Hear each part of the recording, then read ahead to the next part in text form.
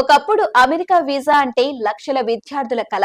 ఇప్పుడు ఆ కలకే గండం పడుతోంది. 2025లో F1 స్టూడెంట్ వీసాల జారీ 27% తగ్గిందని తాజా గణాంకాలు చెబుతున్నాయి.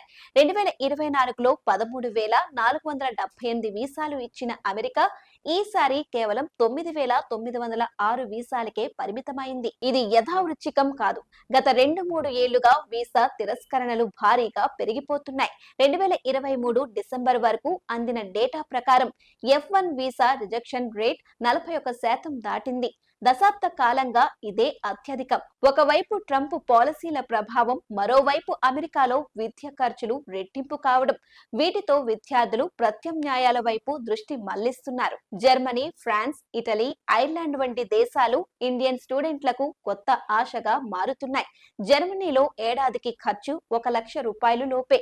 ఇటలీలో చదువు పూర్తయ్యాక 2 ఏళ్ల వీసా స్టేటస్ ను ఉంటుంది. ఫ్రాన్స్ లో ఖర్చు 2 లక్షల నుంచి 8 లక్షల లోపు. 2023లో ఇటలీ, జర్మనీలో చదువుకున్న ఇండియన్ స్టూడెంట్లలో 20% తెలుగు వాళ్లే. అమెరికాలో మాత్రం పరిస్థితి మారుతోంది.